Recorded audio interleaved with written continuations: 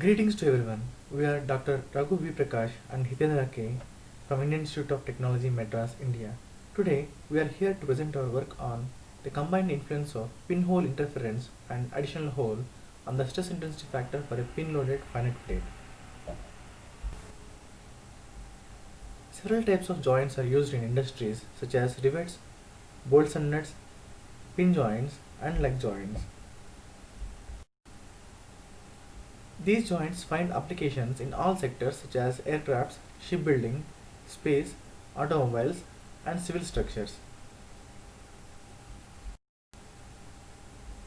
Due to dynamic nature of loads encountered during service, cracks initiate at these joints and propagate, leading to fatigue failure. Since theory of velocity considers yielding as failure criteria, it cannot be applied to cracked body due to stress singularity phenomena.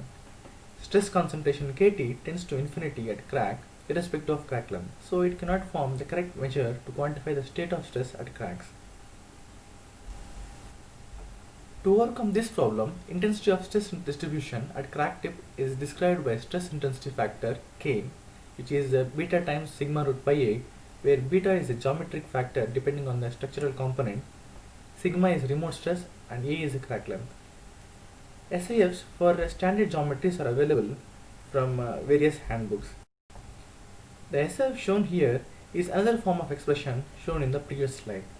SIFs from standards are inadequate to deal with the geometries and loading conditions used in the industries due to presence of many variables. In the current work, we focused on two such variables, interference and additional holes, to study their efficiency in extending the life of components by reducing the stress intensity factors. Many life extension methods were studied in the literature. Some of them are interference fit, stop drilled holes, using additional holes, weld repair, and impact treatments. Some of these techniques were studied in combination, like additional holes along with the stop drill holes, which gave good results, but interference fit was not used in combination, and that forms the objective of our study. Studies were performed in two phases. In first phase, the effect of increasing the interference between pin and the plate was studied by gradually increasing the interference levels. Later, in the second phase, at all these interference levels, additional holes of varying diameters and distances from the crack were introduced, and efficiency of them in reducing the stress intensity factors was studied. Although a typical industrial problem look like this, with curved panels and multi-axial loads and multiple holes and joints, following the literature, the problem was simplified to a finite plate with a pin joint.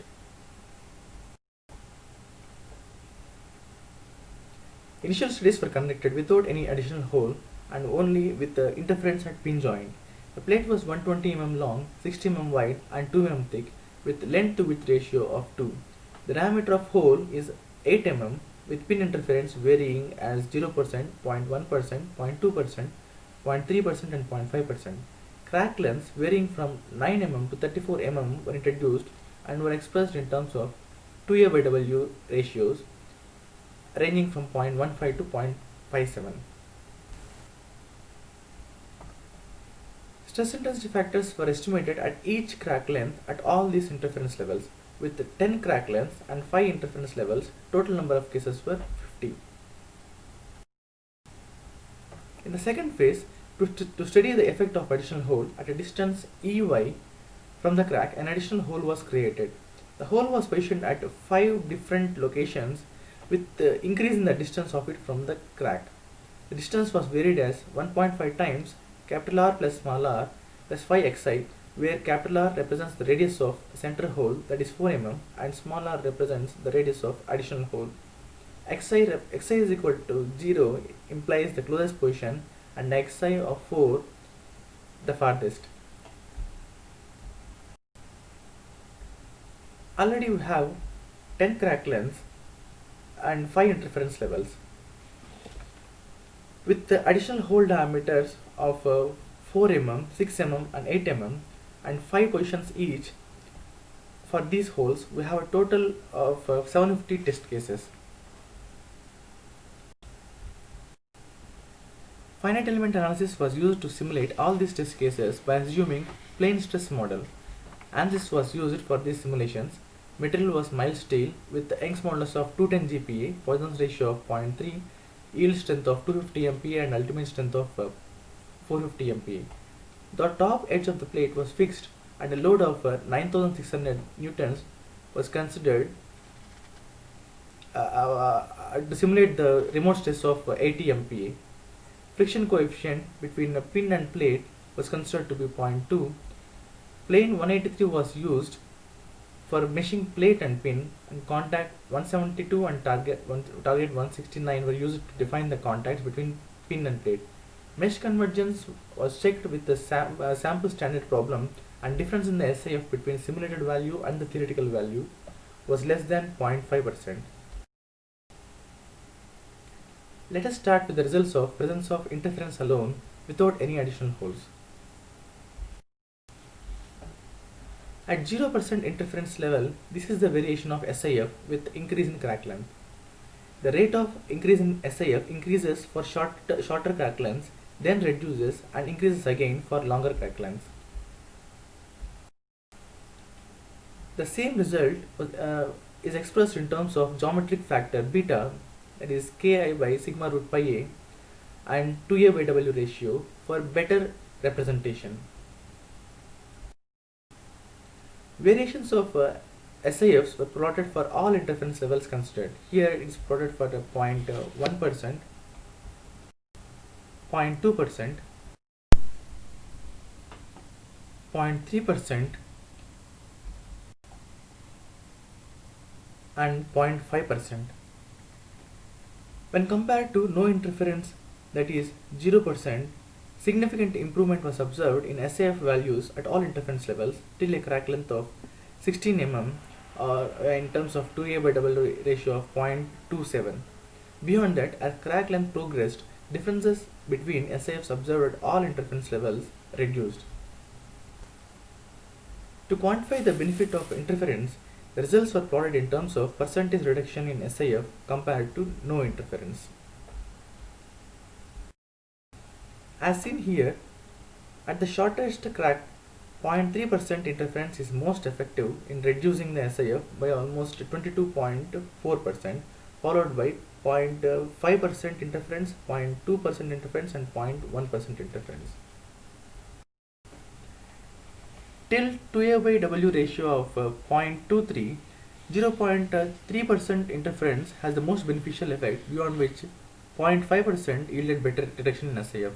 We are making further studies to identify the reason for this anomaly. Also, it can be seen that at longer crack lengths, only less than 5% benefit is possible using any of these interference levels.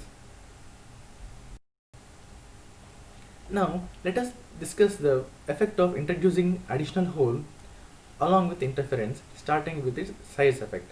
Let us recall that the diameters of additional hole were 4 mm, 6 mm and 8 mm, and there are 5 locations in each case ranging from nearest to farthest from the cracked hole. To compare the benefit of size effect, the SIFs when the additional hole was at the nearest position was used, that is at x is equal to 0. This plot shows the variation of beta at a 0% interference level for all three sizes of additional holes, 4 mm, 6 mm and 8 mm. Since interference is 0, these results are purely for the case of introducing additional hole.